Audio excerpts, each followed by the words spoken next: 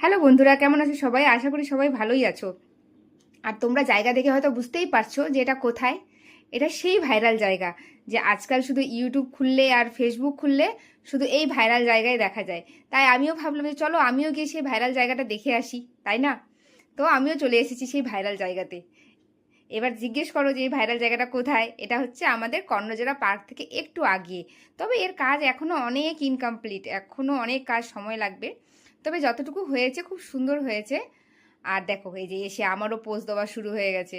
আমিও ভাবলাম যখন এসেছি তাহলে আমিও কয়েকটা পোজ করেই নিই, তাই না? এই যে দেখো খুব সুন্দর সুন্দর বানিয়েছে জিনিসগুলো, খুব ভীষণ ভালো বানিয়েছে। ফ্যামিলির সাথে টাইম কাটানোর জন্য খুব সুন্দর একটা লোকেশন হচ্ছে। আর এই যে দেখো এটা কি জন্য বানিয়েছে, এটা মনে হয় নৌকা টাইপের কিছু একটা বানাচ্ছে। এর নিচে নাকি জল থাকবে, মানে পুকুরের মতো। আর এখানে মাছ চাষ করা হবে তাই তো বললো, এবার জানি না কতটা কি হবে।